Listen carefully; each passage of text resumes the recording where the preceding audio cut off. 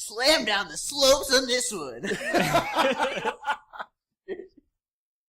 do it, man. Y'all ready for this? Bum, bum, bum, bum, bum, bum, bum, bum, bum. Anyways. Welcome back. All right, I'm sorry. Go ahead. Welcome back to the Brothers Woods podcast. We got... God damn it, I hate you. Start that bitch over. No, we'll leave all this in. We'll just keep going. I'm not going to leave it in. I'm just going to... I got you. Rolling. Welcome back to the Brothers Woods podcast. It's your host here, Joshua Woods. Got my brother here, Jared Woods. And we have our guest, as always with Game of Thrones, Payne Walter, now Woods. What's up, guys? All right. He's changed his last name. I've been legitimized. I'm no longer a bastard. Pretty much. And so we're here to talk about episode 6 of Game of Thrones, season 7 of Game of Thrones, and what we think about it. What's this one called? Beyond the Wall. Beyond the Wall. Clever pretty title, good. Sort of. Plot holes. Beyond the Wall. Yeah. And we start off north of the wall, beyond the wall. Beyond the Wall? So Nailed it. that's good. We start off with the Magnificent Seven plus a couple extra wildlings randomly somewhere in there, pulling the sled behind, I guess. I saw the wildlings back in episode 5, but they never got a name or anything. And also, they didn't really get much screen time. It was literally like they were looking at the 7, and then like right behind them was like a few people pulling a sled. And that was it. Okay. Yeah. We just have them, I guess the Magnificent Seven just talking to each other, each having their own little conversations, and it kind of goes like this throughout the whole episode until the end, I guess. I think it's just instead of showing them a montage of them walking, they were like, why not have all these interesting characters who have all these connections talk to each other? And I liked it. Yeah. Especially Tormund. I did as well. There's a lot of people I saw like on Reddit and stuff that did not like it, but personally, I almost thought this was one of the best parts of the episode, which is anytime they were talking like with Tormund, the Hound, even, like Jon and Jorah, Beric and Jon, like all these. Right off the bat, we have Jon and Jorah talking first, so like up first, and they're talking about the sword, Longclaw. Jon's trying to give it back to Jorah. Yeah, because it was Jorah's father's, and it was supposed to be passed down to him, to Jorah, but Jorah got disowned, basically. I mean, he went into exile, so he never got it. He returned the sword, actually. That's an important note, maybe, that I think it said that he returned it before he left. Yeah. Which is, his father said it was graceful that he did that or something like that. Pretty great. Pretty cool interesting little detail there. And also, Jorah doesn't want it. Well, I don't know if he doesn't want it, but he doesn't take it back. And he specifically is like, this would be good for you and your children, which you were saying. Yeah. Maybe he was like being like, because I accept you and Daenerys. That's a big leap. It is a leap. I'm saying he might have said that. I don't know. I actually, by the end of this episode, I kind of got that feeling that Jorah was like, all right, I'm accepted in my role as the father here and not the lover. And because, like, there's a couple of other times that maybe we'll get into in this episode if I can remember them later on, but where I feel like he kind of makes that notion. Like, he saves Jon later in the episode, like, when they're in the big fight scene at the end, he, like, kind of saves Jon a little bit. Like, Jon's getting, like, one's, like, on his shoulder, and he, like, takes it out, and they have, like, this look between them, like, you're welcome, my future son-in-law. We're cool now. Other real quick thing we need to talk about also right here at the beginning. You start off essentially with Tormund and Jon speaking, and he's talking about Mance Rayder and how Mance Rayder didn't bend the knee, and Jon's like becoming kind of like a wildling and not bending the knee. And right. Essentially, like how many people died because of that. So I think this plays a big part in what happens later as well. Definitely. It definitely, we kind of see the words come out of Jon at the end of the episode when he's doing what's best for his people and allowing Dany to be in charge, because Tormund made the point so succinctly. It's like, yeah, a bunch of us died for Mance Rayder's pride, and that was still kind of stupid. Yeah, for sure. I agree, but do you think the whole Northern Lords turning against Jon plot is going to be furthered because he's now been the knee to Daenerys? Do you think that they won't follow him now? That's kind of how I feel like it may have been going, is that Littlefinger's trying to turn the Northern Lords against Jon, And then now that John's done this, they're just going to go full on like, fuck you, John. You're not, you don't like us at all. You're bending a knee to a southern witch. I don't know what they would say. But, like, I don't really feel like they're going to be okay with this.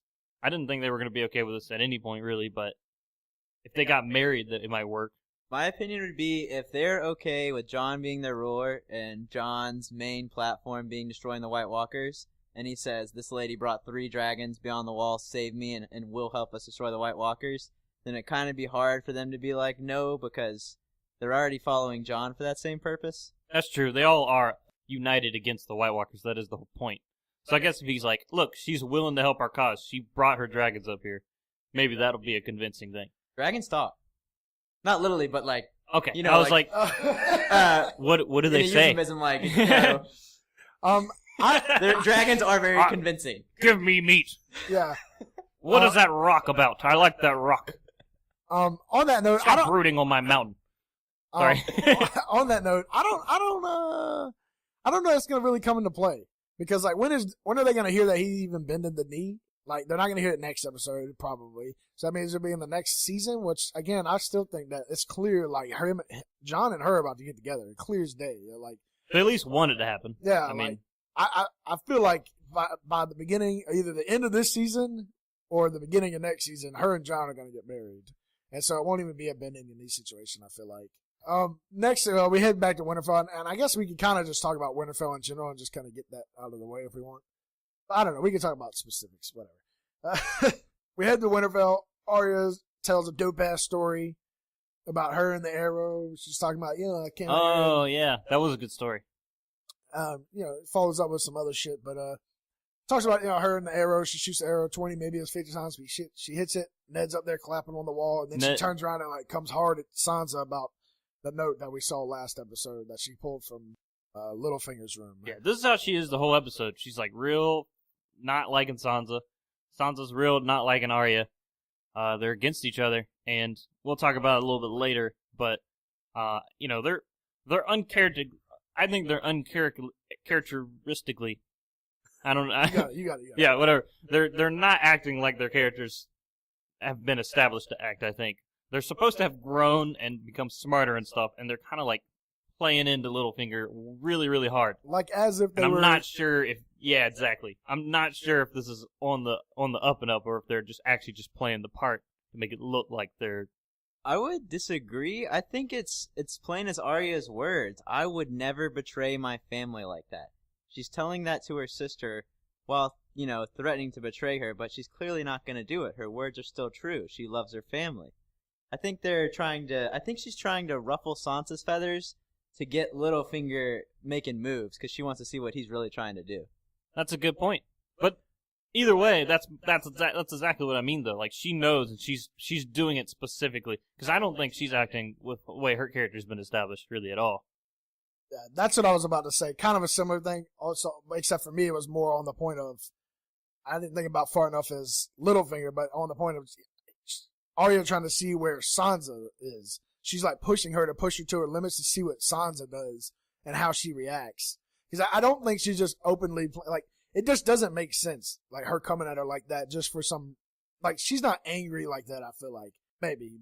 I don't know, but I feel like there's a bigger thing behind it. I also don't feel really like Sansa, though, is in her character. I mean, she's been really harping on how much she doesn't trust Littlefinger, and it's all bullshit, and she whatever. She's been really adamant about that fact. And I just don't think it makes a lot of sense. If anything, she would just be like, fuck you, Littlefinger, just because she hates him that much, honestly. Like, I don't think she would confide in Littlefinger at any point. Right, like, for example, he's have lines throughout the season where, he talks about Cersei being a threat, and she's like, well, thank you, the lady that killed my whole family, and she's kind of writing him off, and then right. Later, I think when she ghosts him later in this episode, he mentions Brienne of Tarth cutting her down, and I'm not exactly sure if Sansa's response feels the same kind of writing him off or what, but it does seem kind of out of character that she's seeking his help She's now. seeking his counsel, and that really bothered me. Well, not bothered me because I don't think she's doing it. It makes me think that she's not actually playing into his hand like we're supposed to expect. Because it just, again, I just don't see her seeking his counsel or being near him at all. Also, Brandon's, like, not in this at all. I mean, I guess Brand's doing his own thing. If you've got somebody who can see anywhere and everywhere and into the future, I mean, like, don't use them, I guess. Whatever. Yeah, I mean, I was gonna get into it later, but yeah, I think the whole thing here, like, as we'll keep talking a little bit more about Winterfell, I think there's something else going on. Like, they're playing Littlefinger, and like they might not all be in on it, like, or whatever. But I feel like Arya's either pushing Sansa to see where she's at, or pushing her to see what Littlefinger would do, like he was saying. But I think there's more going on here. They're playing out a character on purpose, I feel like. I hope so. Otherwise, I think it's bad writing. So I really hope that it's going to be like, ha ha, I got you, audience. But you didn't get me because I was in on it the whole time. That's what I want. I want that feeling.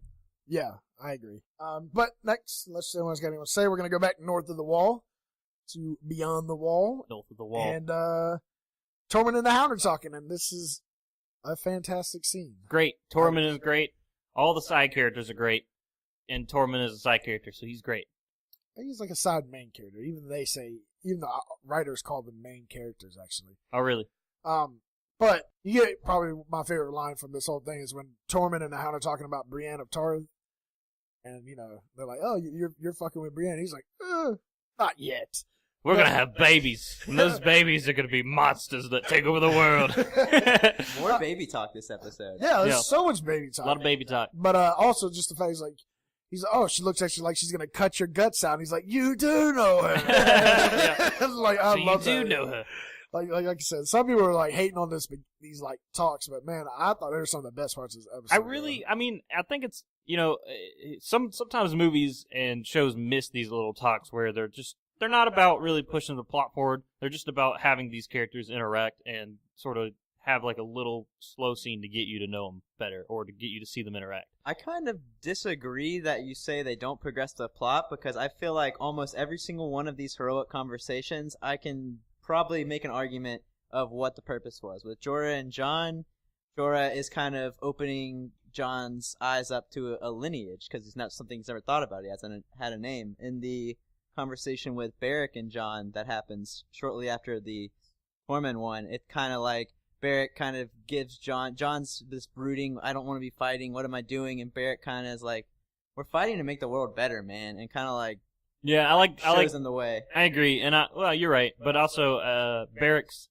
I do like his little talks with Jon, because Beric is kind of like, hey man, where you are at right now, I'm like that times 6, so I'm with you, like, listen to me, I know what's up, we can talk about this. And I really think he's looking at it kind of like he's looking at it in that way where he's just like, I'm gonna try and help Jon out because I know what he's dealing with. I really like that those interactions. I mean, there's not a lot of undead speaking people he can talk to, Yeah, there's a really, really small club and they all get together. Yeah, and then they go north of the wall. I do want to talk about it here at the end of this scene, which, I mean, it's nothing, but I thought it was funny. Like, so they have the Hound who saw in the fire a mountain, and they get up to this mountain. He's like, when I looked into the fire, that's the mountain I saw. Somebody else get these like parallels. You have the Hound talking about seeing a fucking mountain. Oh yeah, I didn't think about that. I guess his brother. That's pretty true. Yeah, when you phrase it like that, that's kind of crazy. What if the mountain? Oh, I mean, it's already passed. Oh, is he gonna burn the mountain? What if the Hound burns the mountain now? Oh, that would be dope. I just thought it would be hilarious if the mountain just like showed up. He just like showed up on the mountain. He was like, "Yeah, I'm a white. You didn't know that?" I thought it was pretty apparent, but my actions. I thought it was really obvious. Oh, that's actually a really and they good fought question, or something. Actually, now you think about it. You never see the Hound's like eyes. I feel like, but you mean the mountain?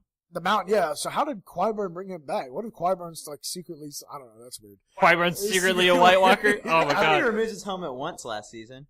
Am I wrong? I think he did actually. I'm not sure. It might have been with Septa Ulena or around those parts. I just want to say, why did Beric and Thoros, like, none of them brought this up when he's like looking into the fire like 4 episodes ago?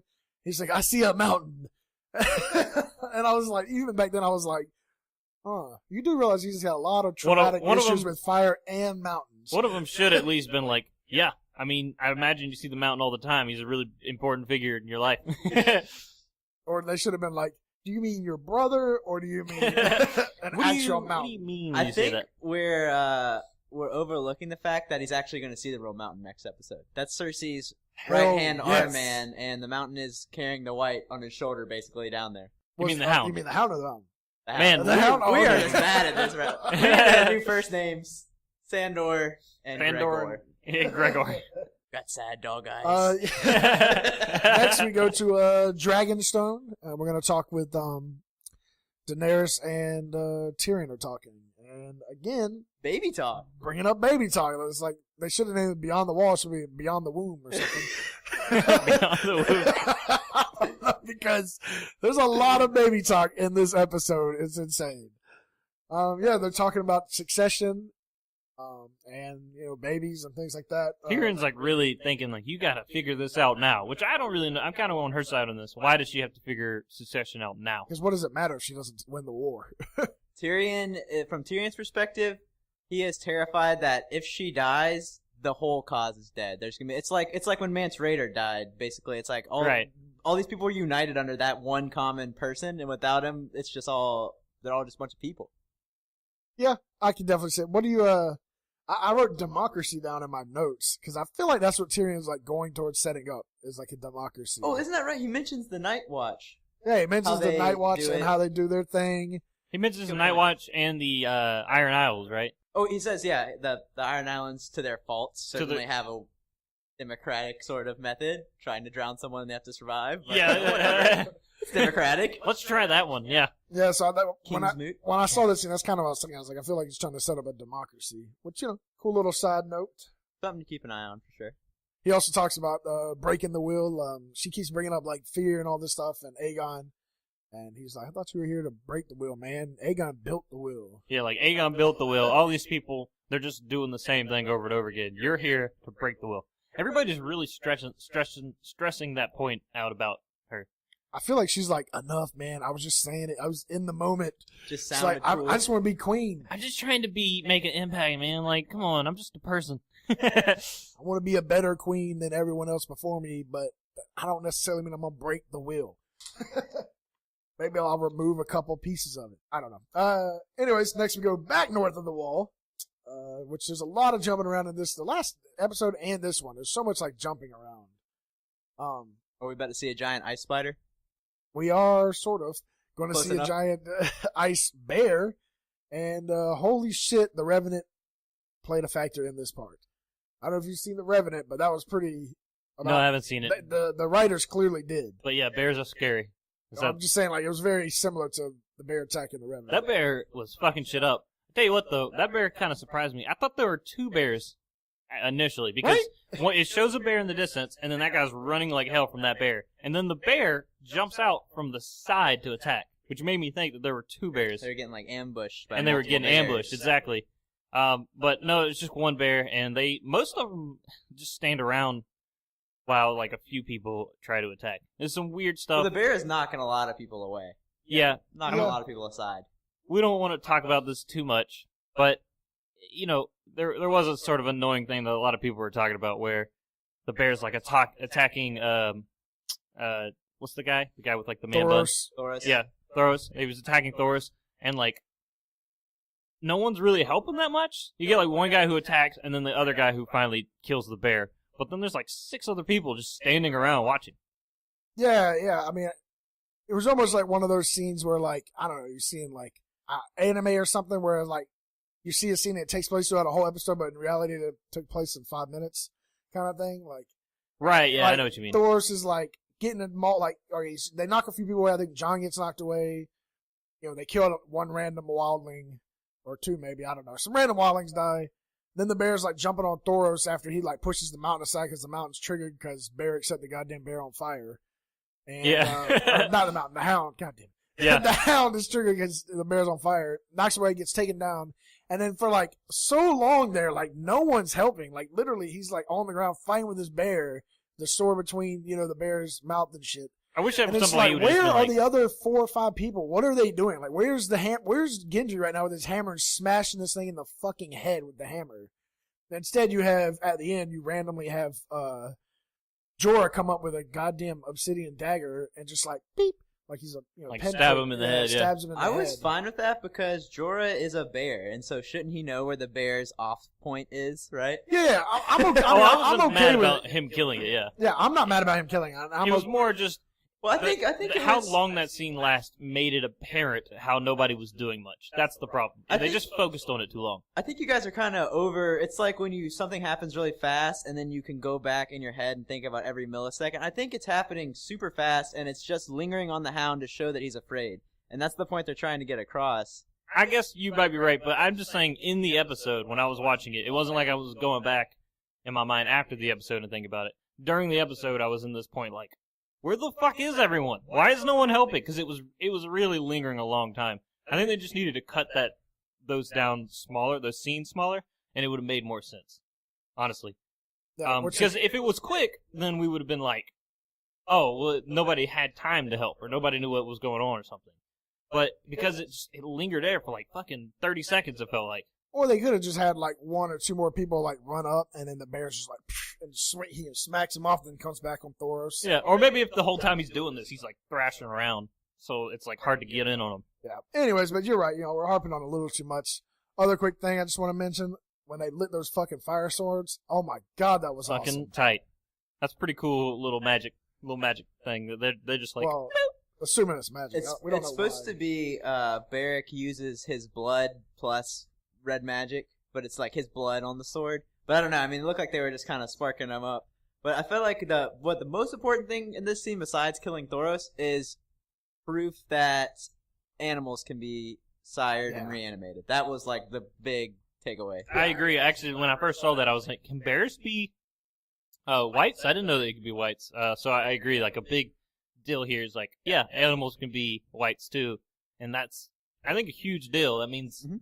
I mean, it's a huge deal. It's them setting up what happens at the end. Is the whole point of it. True. Which is cool. Yeah. And crazy. Next, we go back to Winterfell again. Back to our psycho people. And Sansa and Littlefinger talking. Sansa, this is what we were talking about earlier. Out of character, she goes to Littlefinger. She's confiding in Littlefinger. She's confiding in Littlefinger. It's like, why is she? Why? It doesn't make any sense. Unless you got anything to add there, that's pretty much all that happens. She confides in Littlefinger. Littlefinger specifically says, Brienne's supposed to, if you and your sister are going to fight, then Brienne, it's her duty to get in the middle of it. And I think this is important because I think that this is why Sansa sends her away. That's a really good point by you right there. Yeah. I was thinking it after the second watch through. I was like, I think the reason Brienne is sent away is specific, because even like, when Sansa freaks out in that scene, and we'll talk about it later, not freaks out, but she goes, Brienne's trying to interject, and Sansa's just like, just fucking go. Just go. I told you to go, now go. And get. Yeah, that's what she does. And what Brienne is saying when she does that is Brienne's like, well, I need to protect you and your sister. And as she's saying that, Sansa's like, fucking get out of here. I don't want you here right now. It makes me think that the whole idea there is that he placed into her mind that Brienne needs to get out of here or they can't have this conflict. And so she gets rid of Brienne in case she wants to do something against Arya. Yeah, that's what I was about to say. Is that so she can hurt Arya? I feel like Littlefinger was trying to use Brienne as a sword that cut the sisters apart, and Sansa's removing the sword from his hand. But I don't know if she needed to figure out what he was feeling about it at first. I'm kind of fuzzy on how exactly this conversation, this scene played out from the beginning. Hopefully it'll be cleared up in the next episode. I think it will. I think it will. I think, like I said, we'll talk about predictions later. We're doing our best to make sense of it. Yeah. Well, I think, like I said, and we won't do kind of predictions later, but I said it last week. I thought it was either this episode or the next one, but that storyline's going to come to an arc. I want that storyline to finish by the end of this season, or by next episode. I think it will. I don't want it to go into next season, honestly. Next, as we've said 3 times now, we are going back to the north again. Beyond the Wall. Beyond the Wall. It's a lot of jumping around, just specifically between Winterfell and the Wall, and then Dragonstone thrown in. I think all of these my episodes. Favorite scene? This might be your favorite scene. Where Jorah and Thoros acknowledge they went through. Thoros of Myr was famously first through at Pike, and Jorah was right behind him. And I was so upset that hadn't come up yet, but they finally acknowledged it. And a bit of banter about Thoros saying how drunk he was and he barely remembers, but it was a good scrap. Yeah, it was great. He was like, man, were you just drunk or brave? Or how much did you drink before you went through there? He was like, honestly, I don't even remember that battle. I heard it was a good scrap, though. Like, yeah, it was a good scrap. He's like, yeah, they thought you were some sort of god or something coming through. That was awesome. So they're doing that all the time, but then they hear something. It's a little band of whites and one White Walker walking around without the rest of the pack. They look so silly without the whole army. I had Right? to say, it looks so out of place and funny. Yeah. I mean, what? Like, why It would was like a is this single like file line. It was a single file line. That makes me. It's just like he's a chaperone. Like, Okay. all right, line up, children. Josh has a good question here of what they were doing, and I Yeah. read a theory that kind of tries to tie together everything. That was like a scout party? Maybe? white. Yeah, they were farming whites. They were looking for like corpses and stuff, and that's why there was one that didn't fall down, because that was the one that they put in there just in case something goes wrong. That can be the screamer to alert all the other ones. I don't know. It was kind of weird to try to put all together what happened. That's a there. good idea, though. That's Yeah. pretty smart. They would put one that didn't belong to the white.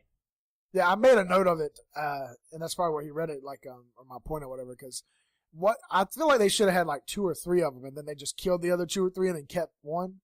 Because like when it happened, so they get in this fight. I'm assuming you already know this. They get in the fight.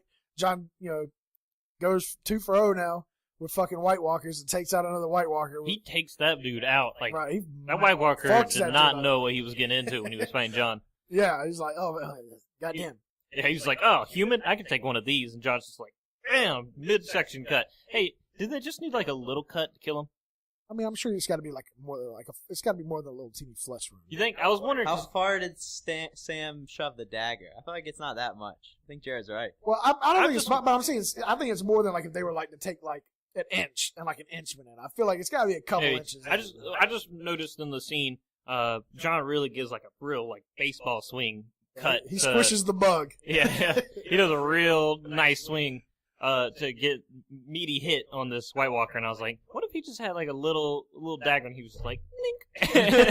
That'd be the Jamie, the Jamie thing, bro. Like the Jamie expert move. I mean, when he had 2 hands. Okay, sure. If I call back to season 1 when he does that shit to one of my favorite characters back to season 1, man. I can't remember his name now, but I really was hoping he would live a lot longer.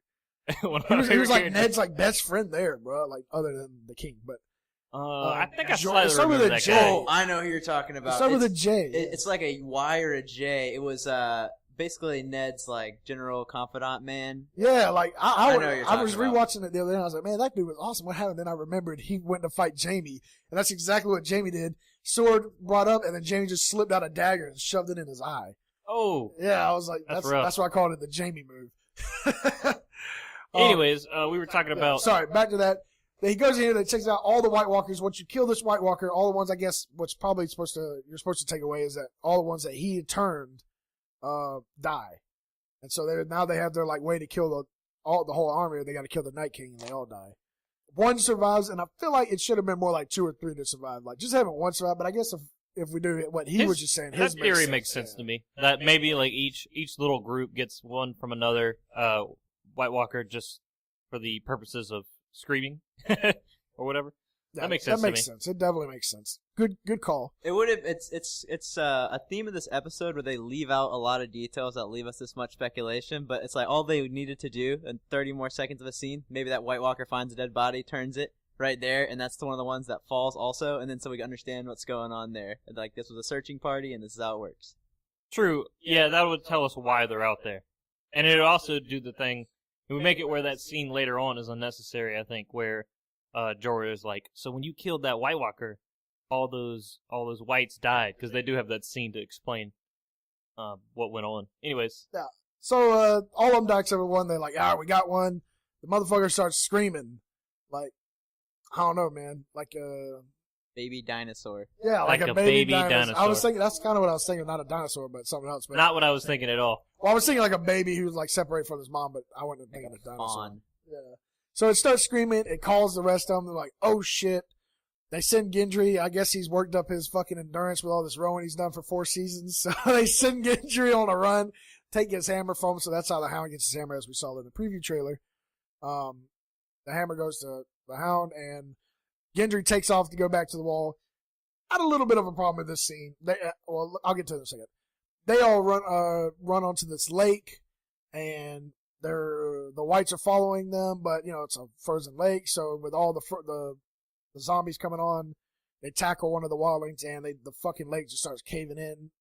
our good guys are on the middle of the lake on like a little rock platform, and they're just completely surrounded. Yeah, the whites surround the lake, but they don't go in because I guess they're afraid of, or they think that the lake might collapse, and that's why they're not going in.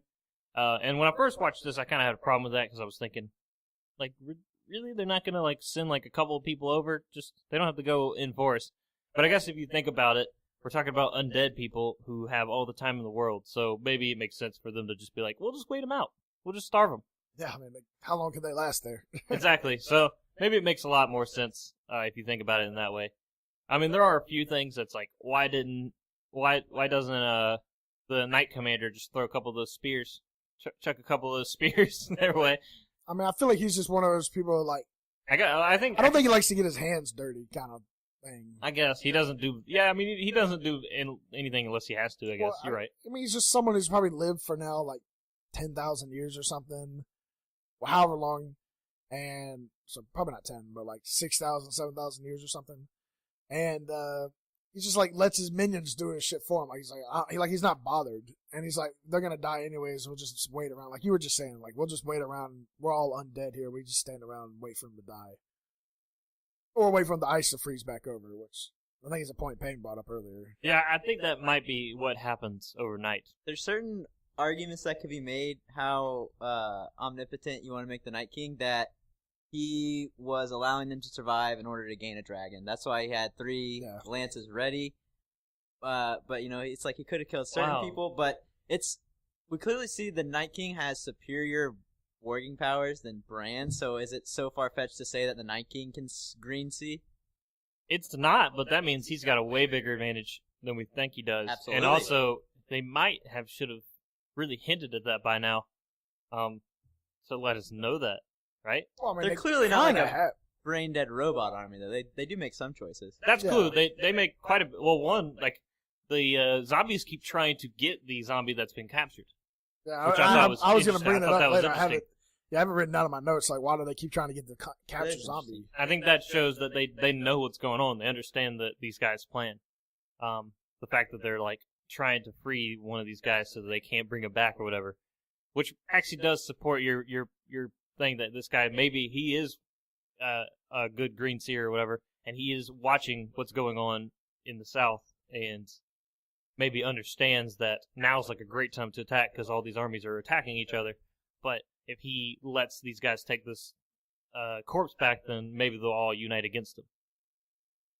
Yeah. Like, maybe he has a better grasp on the situation down south than we think he does. And like Payne said, he could have seen that the dragons are here and was trying to lure a dragon here, too. I mean, he had a couple spears. He was ready for that dragon when it showed up, man. Like, his general handed that bitch. Like, I saw someone on Reddit make a joke about him being the quarterback for his fantasy team. And Gendry being the running back. Which, again, was going to bring back up. Gendry must run real fast. Not only this, I mean, they might not have been that far. I got an argument for this one, too. Well, if Gendry's just running, but, like, why would they send Gendry? Like, he went, like, they say because he's the fastest, but, like, how's he going to, he's never been north, never been in the snow. He's going to somehow magically know how to get back to where they fucking came from? Like, he might get lost, but I don't doubt that he's like he's like a young gun, a fast guy. Youngest, most athletic of the group. Which a lot of the wildlings might have been better, but they all look kind of old. But he's definitely the youngest. And something interesting I read that would help make a lot of sense is, let's say they didn't necessarily leave Eastwatch in a straight line.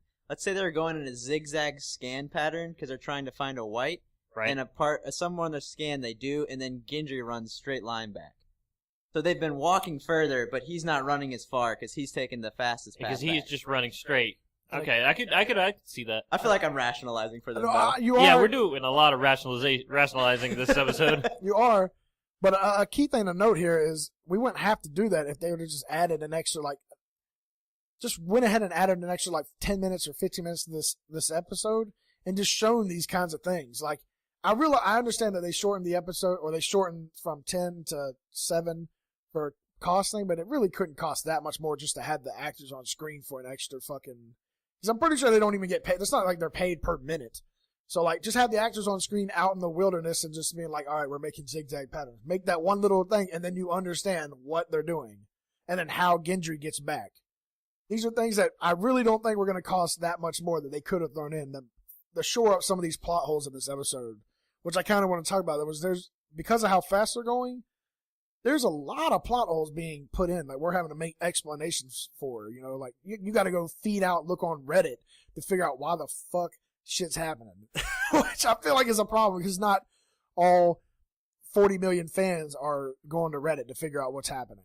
Yeah, I think it's a quickness problem. They're just trying to get a lot done in a little bit of time, and they're having to leave out a lot of explanations. They're having to leave out a lot of extra scenes that might help connect things better. I mean, I think that's just plain and simple what it is. One of the biggest parts is the show writers did not sign up for this. They didn't sign up to be writing the show, like, this is stuff George R. R. Martin hasn't written yet, so they're basically having to do it themselves. I'm sure he's helping, but it's still, like, now it's their own story, so stuff like titles, Beyond the Wall, it's like, stuff like that's not as good anymore.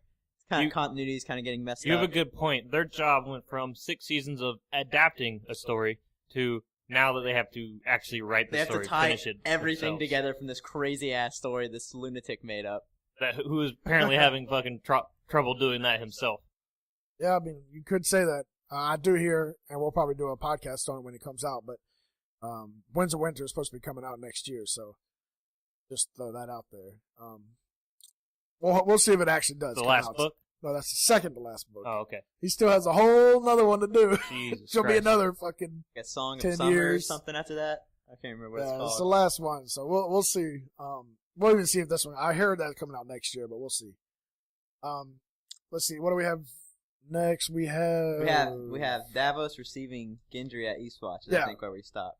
And I do like how they did this though. The show that there was a passage of time, you clearly see it goes nighttime and things like that. So at least they kind of put that in there to show that there was passage of time. Yeah. Wasn't that he necessarily ran, like he didn't run back in 3 hours. But so that's nice. Pretty insane plan he's got there. Gendry, go run, try and send a raven to Daenerys, and have her bring her dragons up here before we get murdered by this big-ass whore that's going to eat us within probably 15 minutes. Sure. It's pretty crazy that they get any sort of stalemate there. I was really thinking what they should have done to add to the whole, stalemate thing. What's his name? Clegane, the Hound. He should have taken that hammer and just started beating in, beating around their little center point. Yeah. Just that was kind of dope. Just scene. Yeah, just like this is a moat. Don't pass this moat. I mean, it is kind of what happened. If you watch when the scene took place and they captured that another random, what we thought was the last one, but not really the last one, wildling. Right. When he crashes through, it starts breaking all the way around. It straight up cracks all the way around. I do believe that's why they stopped, but I'm just saying, if I were him, I'd be like, let's get some extra protection going. Anyways, we go to Winterfell. Well, we go to Dragonstone, and the Raven's flown. Daenerys finds out that they need help north of the wall. Tyrion's like, you can't go, because if you die... We didn't figure out the whole succession thing yet. We still haven't figured out, who takes over. Do I take over? Does, It's a Grey Worm. It's a Grey Worm, maybe. I mean, probably shouldn't be a Grey Worm, because he also can't have kids. So, I mean, it really it's only a temporary solution if it's him. These are the things we gotta talk about. She's like, we'll talk about it later. Shut up. Yeah.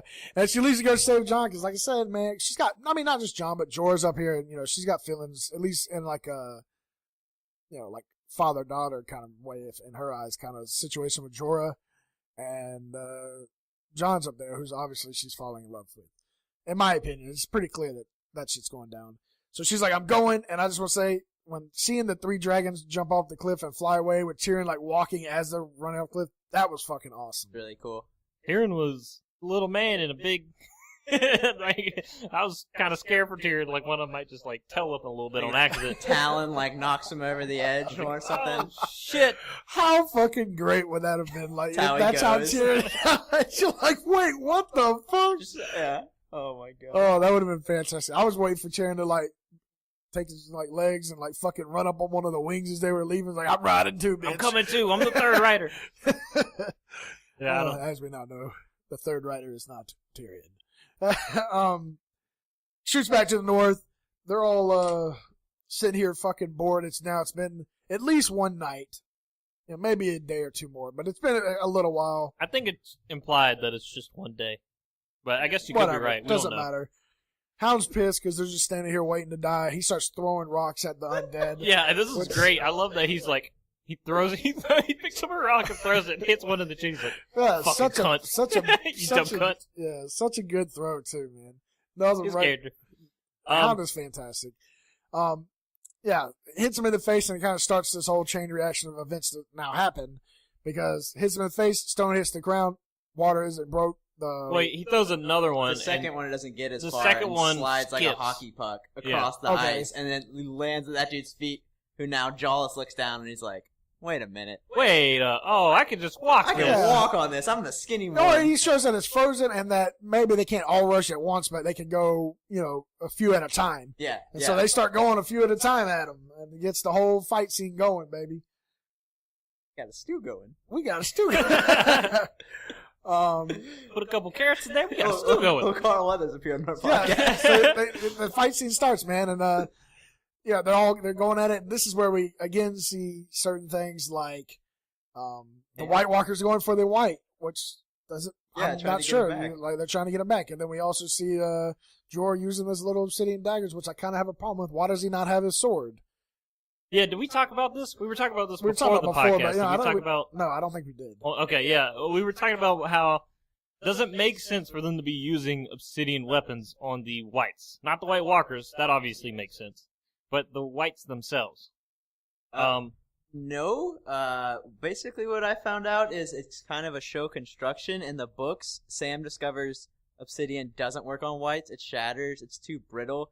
And he talks to the Lady Melisandre, who's at Castle Black, and is just like, yeah, swords and fire will work for the whites. The others, you're probably going to need something stronger, like dragon glass. Yeah, I think exactly. I guess we're just supposed to see maybe these guys using the obsidian weapons, or maybe this is a change in the show to deal with the fact that there's dragon glass under Dragonstone, because they're mining all this dragon glass and they want to be able to use it, but it may not be like if they're mining it, presumably they're getting a large quantity and they're going to put a lot of dragon glass weapons in the hands of their army, and that doesn't necessarily make sense if the majority of people they're fighting aren't White Walkers. You know what I mean? So maybe they're just making this change so that it makes sense to have this I think it's abundance of dragon glass. That's a good point. It makes more sense to put the show together for. You only need 7 of the or 13 of the weapons or whatever. How many? 11 now. Because there's not that many White Walkers out there. But if you're gonna have like a big amount of dragon glass, then you might as well have the whites be killed by it. white speed. Exactly. I think that's exactly what it is. Which is fine, I guess, because I like the whole dragon glass under Dragonstone plot point. But yeah, it doesn't necessarily make sense. And this is the scene where Jared was talking earlier about the Hound takes the hammer and smashes the fucking ice. Yeah. And he should have been doing that bitch He should have around been doing it the whole thing, time. Yeah.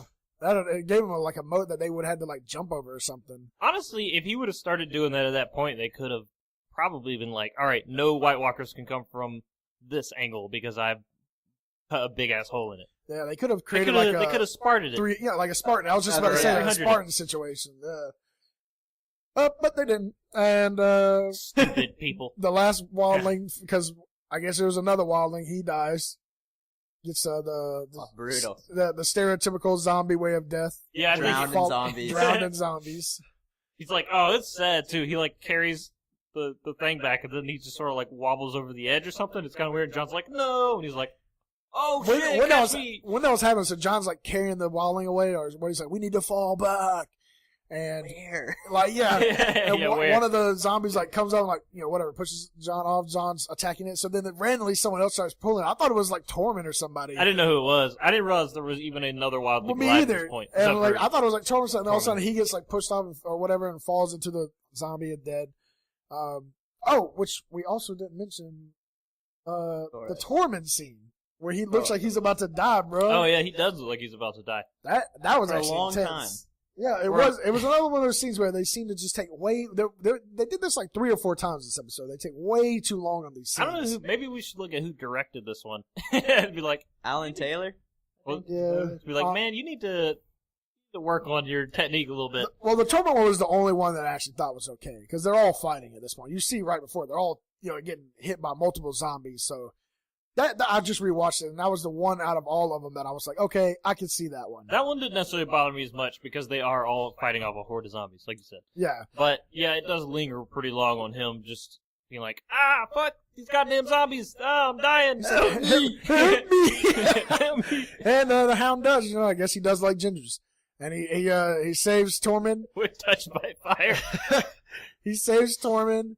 The shit's going down. They're like, we need to fall back. The extra wildling dies. Yeah, and Daenerys shows up. Also, yeah, Daenerys shows up pretty much. I guess we knew she was coming, but like it was kind of cool. Like, oh no, looking hopeless, and Daenerys shows up. She starts blasting the shit out of all these whites, which is Killed by fire. killed by fire. Killed by fire. Good. We're glad to see her, step up her game. Interesting thing. The White Walker, we've seen them step through fire before. He steps through the dragon fire, and it kind of like puts it out. Would he survive a straight-on blast? We were talking about this. We were talking about this, and I think so. I think because of his magic, like maybe not the other White Walkers, but I think the Night King specifically himself. Yeah. We were talking about, it's like, why didn't Dany, one of the dragons, just shoot on the Exactly. him? I was thinking. And I think the reason is, well, I don't know why she didn't do that, but I think that it wouldn't have killed him. I think he's like got such strong like powers, and specifically also like psychic powers. Yeah, he would have just like and, force control pushed of it away. and control of the weather. Yeah, he would like essentially like ice force push the bitch out of the way. Like he would just like sit there, and it would just like, it would be one of those scenes where it just like comes off to the side, like she can't even like, it won't even like touch him. It reminds me of like Dragon Ball Z. They get a big laser shot at him, and they just like, let's sit there, and it goes all around him. Exactly. Yeah, one of those. I was thinking. I think that's what would happen. Yeah, I mean, maybe we'll see that in the future. That might have been like difficult to do or something, but I was thinking the same thing. Why doesn't one of the dragons attack? And then would that end it? And I'm kind of thinking, yeah, the Night Commander doesn't seem too fucking worried about these dragons in all honesty, so maybe not. Maybe it wouldn't. And she drops down, fucking awesome, killing that. And John's a fucking idiot. John, what is he doing, man? He's like, all right, I'm gonna kill a few of these guys while you get on. That makes sense. But then he just starts going further and further out, and Was he's he like, trying to go to the Night King? I think he was. It's like, what are you doing? You're escaping. You have an army, and you're just like, I'm gonna kill them all. And he just starts like hacking through them, like pushing farther and farther and I farther thought he was out. just trying to get the high score. Like he was really fucking just going after all these zombies. IKO count. Yeah, like squad. he was just I was a little low before this. After taking exactly. That only counts as one.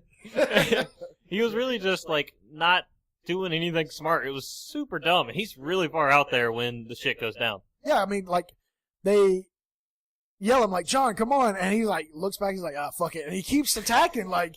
And then the Night King, his general hands him the fucking ice spear, and he's about to fucking Kobe a dragon right now. And yeah, I don't know why he doesn't attack Drogon on the ground, but I guess I've got an answer. he wanted a challenge.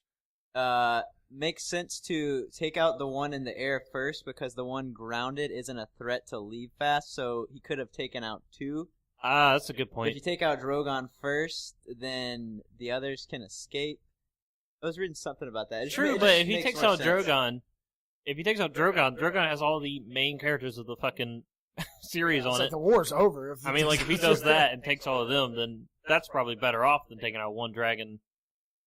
Either way, he was takes going for out. all of them. Yeah, either way, he takes out Viserion.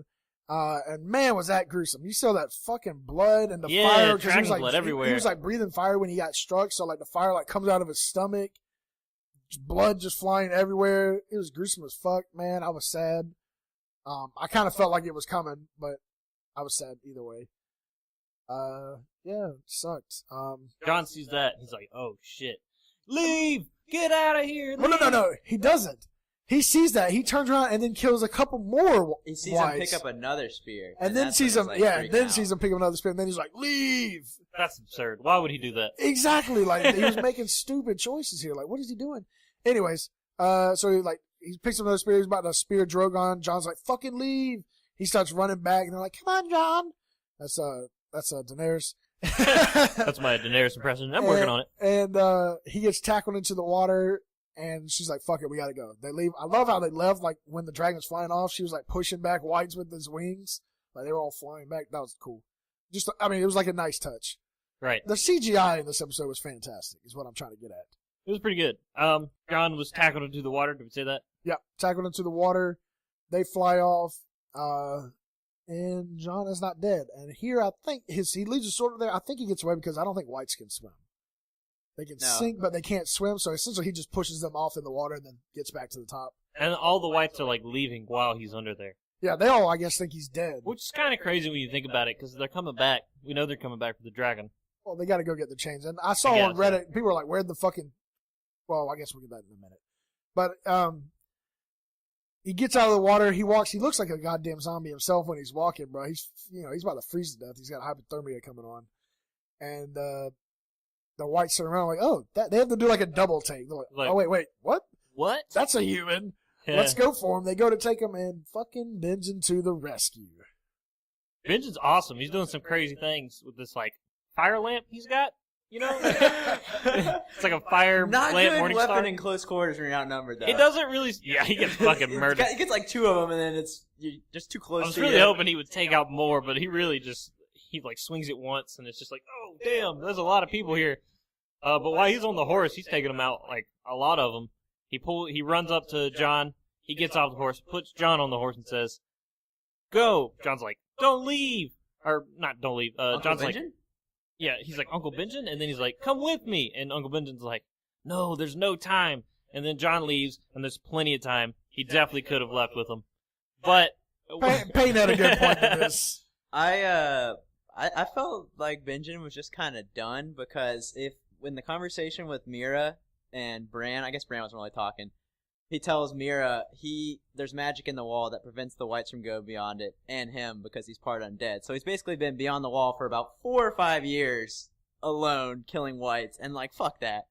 Fuck that so hard. That sounds like a terrible existence. And he's probably just like, you know what? The Three-Eyed Raven called on me to save Jon Snow. I'm gonna do that, and I'm fucking done. I'm resigning.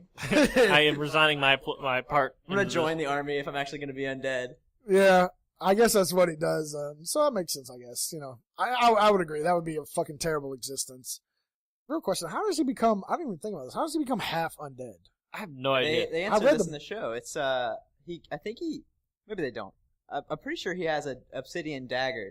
He says his children of the forest saved him before he turned. So I'm pretty sure they put a dagger through his heart again, because that just undoes it. I'm not exactly sure, but he references it. Okay. I'm pulling a Josh I couldn't now. remember. Is he immortal? Yes, Can he just...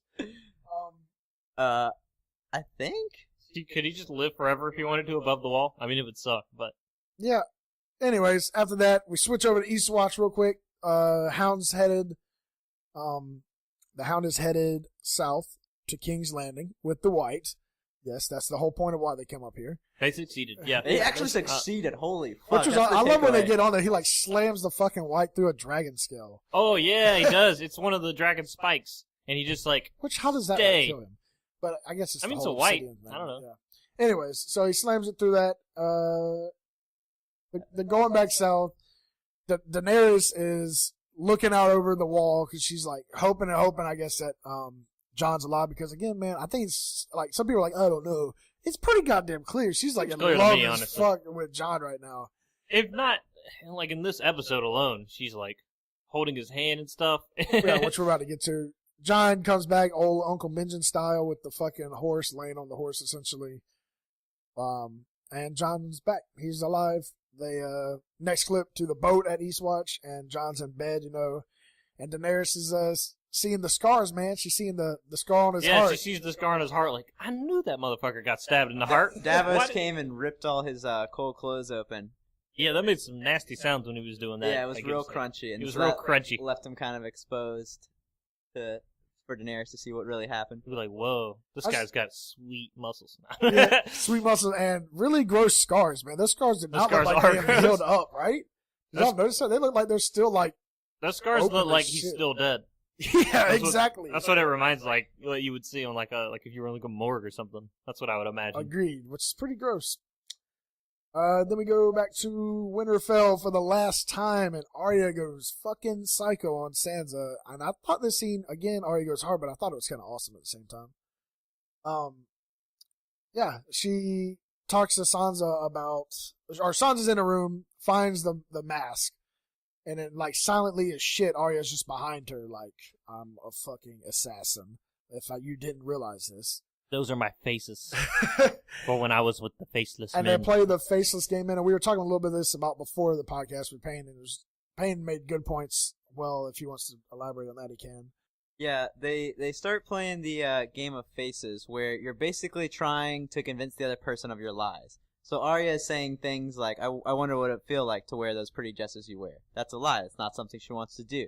She's saying a lot of things that she doesn't want to do, and as the viewer, we kind of get the coded message. She's not really threatening Sansa.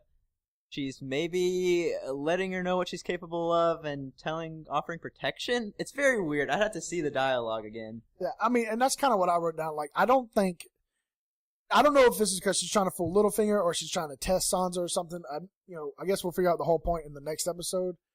But I don't think this is like, you shouldn't take this at complete face value, I feel like. Because again, right at the end, she does all this creepy shit, hands Sansa the knife though, and right, then walks at the out. end, Like, that, to me, that's clear, like, I'm not your enemy, is what she's essentially saying. I think you're exactly right. I think she hands the knife as like a silent, like, I'm not trying to actually kill you.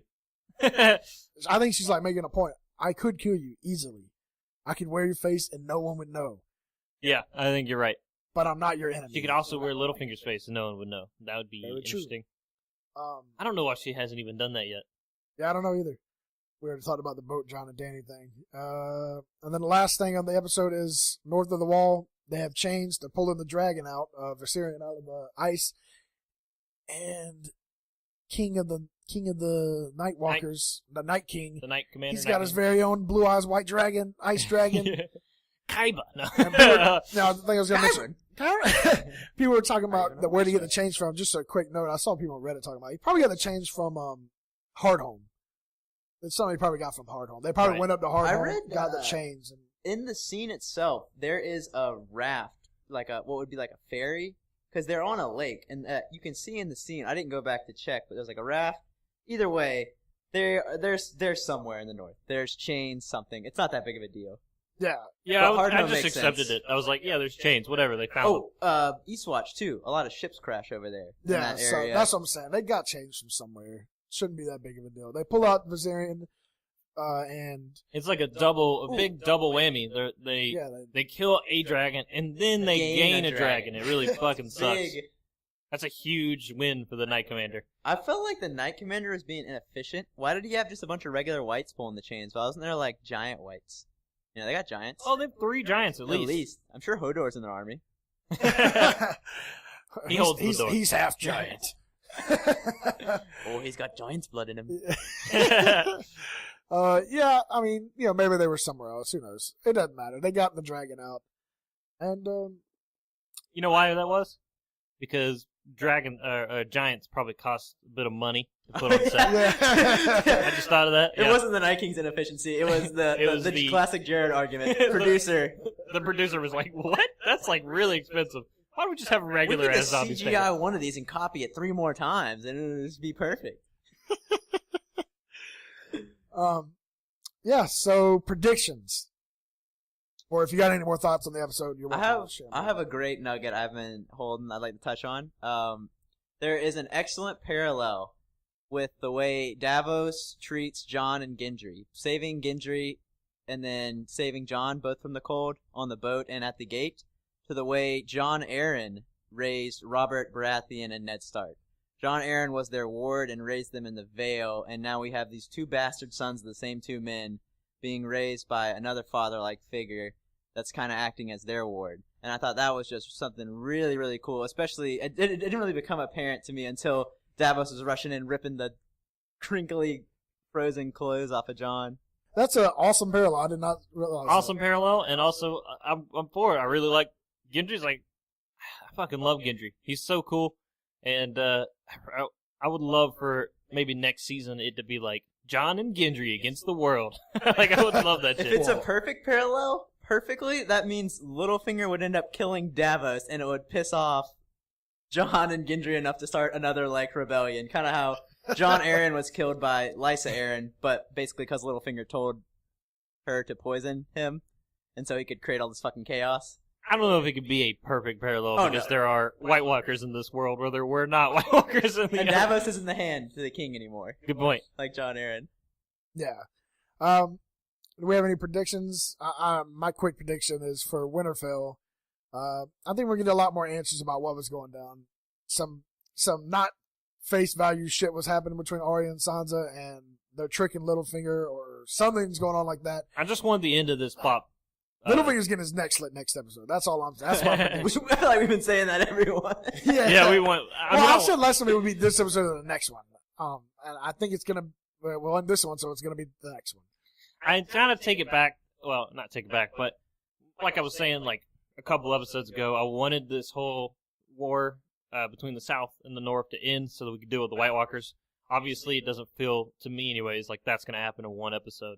So it looks like we're going to have a whole other season to explore that and the Whites, because we're not going to be finished with them in one episode. We're just moving both plots are going to continue into season 8, I think. Agreed. I don't think we're going to wrap it up. What was Brienne's mission? Brienne was going down to meet Cersei and them for that meeting, I believe. The one that they're all planning. Pretty sure. Okay. I was going to throw in my prediction, but I was kind of trying to figure out where Brienne fit and everything. Before the prediction, why the fuck is Brienne... Like, well, they sent a letter to Sansa, but Jon's going. He's the one that represents the North. So why is Brienne even going? That's what I was trying to figure out. I was like, wait a minute, what is she even doing? I don't know. I was actually wondering the same thing. I'm just pretty sure that's where she's going, but I have no idea why. That is where she's going. It must be that they sent the letter to the North, and Jon's just going to come with Dany. And so they were like, oh, we got to send somebody. And then the whole thing with Littlefinger and Brienne and everything. So she was just like, all right, Brienne, go. And I think the showrunners want Brienne and Jaime to meet back up again. Right, that makes sense. Even though, Tormund might not feel too happy about that. Can't have his giant monster babies. Well, he won't be at Winterfell again anytime soon, so he'll be all right. I'm going to throw mine out there for next episode. Hopefully, Jon and Arya get a nice big hug. That would be where I want to start. That's something I need. And I'm going to just talk about the South and the, what are we going to call this? The Queen showing? I don't know. The Battle of the Queens? the I don't peaceful... know. Let's show you a white of the queens. We have no good names, clearly. But I don't think it's gonna matter to Cersei. She'd be like, Qyburn can make those guys. I got a dude that makes undead. But I think what would matter is if there is a large crowd there. And if there's a large crowd there, Tyrion everybody will freak out. and company have a chance to win the people over and be like, look, we're trying to stop zombies from killing all of you. This lady just wants to be in charge and would step on your neck if it meant she could get back to the Red Keep and sit on the throne. That's a very good point. I don't know if that's going to happen. I don't know if they're going to do it in public. But I agree that, if they could prove it to everyone. Remember... They are kind of doing it in public. They're doing it in the Dragon Pit, which is like an arena.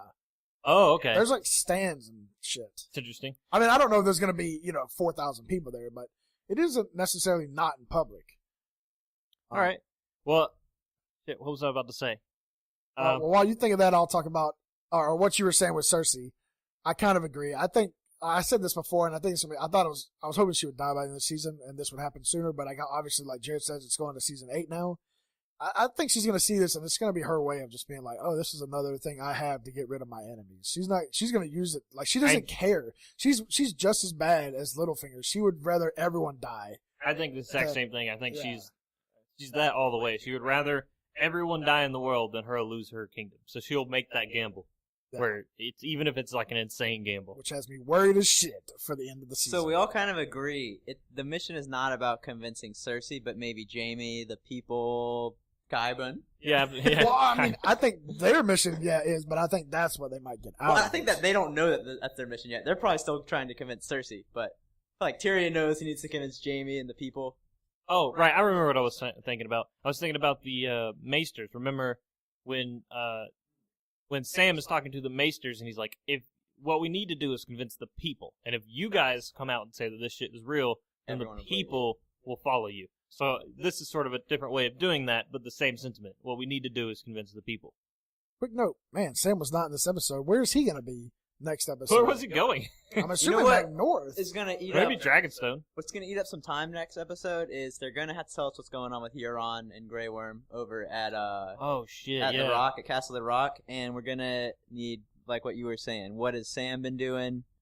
That's going to have some screen time. They might all meet back up That'd be hilarious. Because in the preview trailer, you see Grey Worm at the meeting, or Grey Worm and then all of them are at the So dragon. they just pit. came back. They should just all meet at the Twins. Maybe they're all gonna be back though. Like the Unsullied are all like when Tyrion's like, we'll have 2 armies and 3 dragons, not 2 dragons, but 3 dragons. That's the Unsullied and the Dothraki. So the Unsullied are back. I don't know how they got back, but I'm assuming at the They beginning. just walked, I guess. Yeah, but they'll probably end up walking because also you see a ship that has Unsullied shields on it, and it's like Theon's on the ship with Varys. I forgot about Theon too. Yeah, so What is What is Theon Theon doing right now? Varys is just hanging out. Theon has gone somewhere, right? no, he's been waiting just for there. 2 episodes to talk with Daenerys, and Daenerys is like, "Fuck you, bro." I guess you're right. Has he not even I think the beginning of I this don't buy episode, that he's there. I think he's there, and I think he's that doing something. maybe, but I think the Unsullied will come back at the very beginning of the episode. They'll be getting back to Dragonstone, and then they'll leave from Dragonstone on the ships with Theon, Varys, the Unsullied, the Dothraki. The Dothraki might come by land or something, but then they'll head to. If it is like a big arena thing, like you're talking about, where this is going down, it is an opportunity for literally all important characters to like meet up here. Not all, but like a lot. Like Theon can be there. Grey Worm can be there. Just like someone from the Dothraki. I don't know. Like a lot of people on each side can show up. That dude with the longest ponytail and that That- darkest eyeliner. That guy, he's good. He's gonna be there. Yeah, there's gonna be a bunch of them there. Pretty much everyone's gonna be there, and the question is, what the fuck is gonna happen when they're there? Is like some shit gonna go down? I don't. It's the final episode for the season. I feel like something's gotta happen, right? I don't know. Maybe not. Maybe they just meet. They say it. They leave. And it's like, season over, bitch. See you in season 8. Yeah, I have no idea. And like Rick and Morty does, we're like dancing, like that's it, that's the end. This is that's the end of the show. No more seasons. No more seasons, Rick. No more seasons, Morty. I don't know. Yeah. We got anything else to talk about? We got our 3rd dragon rider, the Night King. I said that too, but I've also heard people can say it's Bran Okay. because they said they haven't. That he might be able to warg into. Now that it's dead, is there warging? Yeah, that's what I'm saying. He might be able to warg into it and take control, or at least untake control of the Night King using it, and so just like cancel it out. Like during the final battle, that could be kind of what happens. He's Maybe. on his dragon, and he like knocks him off the dragon. That would really help their side if he could just be like, all right, that dragon's mine now. Well, he might not be able to completely, but he might be able to negate, kind of like what he Right. just did with the Ravens. You know, he might be able to negate the Night King's. Oh, I'm on to something here. I got something. All right, the dragons. The names. The dragons are named after Khal Drogo, her brother Viserys, and Rhaegar. Right. Right. Prince Rhaegar. Rhaegar dragon. I think it's called Rhaegar. That's maybe the one Jon rides. That's King what I of was thinking. Rhaegar It's was just his Rhaegar. father, and now the Night King has Viserion, and Khaleesi has Drogo. Do we remember how Viserion died? He Khal died Drogo- with a crown of gold. Gold pot Khal Drogo. So Drogon fire blast to the face of Viserion. Kill his brother. Ooh. I don't know. I don't know about dragon. The dragon combat. We do not have enough information. Yeah, we don't know what will happen. Dragon And on dragons. Dragon on dragon doesn't happen really so far. And Well, I almost don't know. anything ever, actually. Now that I think about it, I've never seen something where it's like dragon on dragon fighting. Well, they had they had the Targaryen dragon period where there's a lot of dragons. Well, yeah, fighting but I each mean other. like that in the show. anyone's seen. Yeah, Yeah. yeah, yeah. Well, I don't even mean in the show. I just mean in any other properties either. I don't think I've ever I seen bet it a happens dragon in Skyrim. But Yeah, okay, I don't maybe. really remember. It's been a while since I've played Oh, it. you mean any fantasy at all? Yeah, Yeah, I don't think I've ever seen a sure. dragon on dragon fighting scene. There's been dragon on dragon. Probably looks like 2 snakes fighting. Like, wrapped around flying or something. Yeah, till one bites one's head off. Exactly. Oh, Makes sense. Yu-Gi-Oh! Blue Eyes and Red Eyes dragon fought all the damn time in that show. Yeah, Joey Wheeler. On my Red Eyes dragon card. I watched like 40 episodes of that. That's pretty much it, though. Anything else? Any quotes you like? Mine personally, be "You do know her." You don't know, I love that scene. Dick. I like that. I bet you I bet do. you do, yeah. Dumb cunt. I Oh, love man. that. That one is funny to me. Just his character just being like stupid fucking undead. So dumb. Yeah, Just an angsty character. He's The just like, Hound, yeah, he's just angsty. Tormund, like, I love both of them. Yo. They're so good, yo. Them, like, just all those, like, little off-put side characters, like Bronn, the Hound. Wait a minute. Is Pod going with Brienne? Because there was something about Pod's a pretty capable swordsman. Should I leave him with you? Is he going with her? I don't think they ever confirmed They or didn't denied. confirm or deny it, so I'm pretty sure he is. I feel like I they feel lean like towards it. he'll go with her since it was never confirmed or denied. Pod can meet back up with Tyrion and company. Oh yeah, And Bronn! Tripod can meet up with. Good old times back in King's Landing with these three. That's exciting because I was thinking about we've been blessed this season with so many character pairings we haven't seen before, like Jon and Dany, Tyrion and Jon. All these things we're getting back, and it's just like, oh yeah, what about Pod, man? Pod and Tyrion was a good one. Old 3-pod. Oh man, I'm that's surprised great. he didn't sleep in Sansa's bedroom when he was up there. That would be hilarious. Anything else we want to talk about? About an hour and 10 minutes, so it's about a good time to wrap up. All right. Last thoughts, I would say. Like, what do you think? What are you going to rate this episode? I'm going to That's say a good thing. Rate 7 out of 10. 7 out of 10 as well. Well, I'm gonna go 8 out of 10. 8 out of 10. It would have been a 10 out of 10 if there wasn't so many like plot holes that you have to know way more than you should supposed to have to know to get what's going on. Exactly. There's just a lot of plot holes in this and stuff that kind of bothered me. But stuff went down, so I'm not gonna say it was a bad episode. I'd go 10 out of 10. Massive fan service points, showing me my Jorah things I was wondering about, showing me an ice bear. It's not an ice spider, ice dragon, which I mean, that's just been a fairy thought in all our heads. Hey, I think everyone's been thinking about that. I feel like we haven't even we didn't even like necessarily discuss the magnitude of that. Is this something that's going to be able to destroy the wall? Is this gonna? What does this mean for the army? Will it breathe fire or will it breathe ice? Or Will it combust itself? will it be able to fly? Right? Can it fly? Because Can I mean, it if fly? its wings Yeah. are like, I don't know, man. We're about to find out. All I can tell you is Next next time- week's pod is gonna have those answers for you. Hopefully. Certainly, if not next week's, next year's. Just hang in there. Hang in there, guys. Keep waiting on that rock in the middle of the frozen river. We will get to you. Keep waiting on that rock. 9 seasons, guys. Szechuan sauce. You gotta get my Szechuan sauce, Morty. That's my art. I don't care about avenging my family, Morty. All right. I think that's good. Yep. So you gave it a 7 out of 10. I think I'll give it an 8, maybe 8.5 out of 10. You give it a 10 out of 10. Like I said, I would have gave it that too, but just too many plot holes. Other than that, though, it was a really badass episode. And that should be it.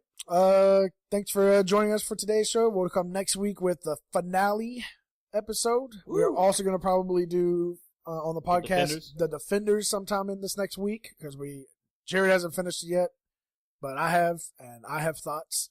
So we'll do the Defenders. Watch it before you watch our review. I can give you a little quick. I think it gets like a 8 out of 10 for me. Wow, So, that's pretty good. I mean, it had plot holes too, but anyways, not to talk Yeah, about well, that. we don't want to get into that. And then also we're going to do Mistborn, Well of Ascension, sometime in the next 2 weeks. Sometime as coming well. up. I'm like almost halfway Have you through. guys thought about kind of subverting into doing some gaming podcasts? Or are you trying to stick to be like purely fantasy? We'll absolutely plan on doing gaming stuff. It's just we don't really have any games we're like looking at. There's doing not a lot right to now. talk about right now. Well, Destiny I mean, 2. we could, but we have Yeah. to both play them, which we just aren't. Like I'm playing through Dark Souls 3 finally, but But I haven't played Dark Dark Souls Souls 3 yet. no Dark Souls, and it would take him forever probably. So We actually discussed that I might play Dark Souls 3 in the next month or two, so we can do a Dark Souls 3 episode. Destiny 2 is coming out, which I plan to be playing, so we'll probably do one on Destiny. we'll probably too. do one on Destiny. Maybe 2. something like new Overwatch seasons if they have big updates. Yeah, we could definitely do that too because we all play Overwatch. We're big gamers, so we probably will do game Yeah. stuff. It's just the problem is like we just don't match up on them Yeah, super and often. then the time frame. Like right now, we're crunched for time because Oathbringer comes out in 2 months. So Yeah, that's gonna be Yeah. hard. That's a Brandon Sanderson book. That's third book in the Stormlight Archives. we got to before we do that, we have to read the Will of Kings, the Way of Kings, and King of Kings. The Words of Radiance. The Words of Radiance, both of which are like if you're listening to them on Audible, it's like 50-hour books or something. So Which that's huge. I've listened to It's both like a of them like month of 3 work. times, but Yeah, I know. Yeah. it's not too bad. We also got finished Mistborn. So, anyways, thanks for joining us. Say goodbye, everyone. Thanks for joining us. Goodbye. And Me we'll and see Jared you just did next that awkward time. thing where we stare at each other We were like, like, who's gonna say "You gonna bye do it? first? And Am I gonna do it?" I'm like, oh, I'm gonna go first, and I'm like, I don't know what I'm gonna say. Crap. You talk first. I talk first. We love your faces. We'll see you next week. I hope that this isn't echoing. Dear God, Please. please don't echo. Let's do it, man. Y'all ready for this? Bum, bum, bum, bum, bum, bum, bum, bum, bum. Anyways. Welcome back. Welcome back. All right, I'm sorry. Go ahead. Welcome back to the Brothers Woods podcast. We got, God damn it, I hate you.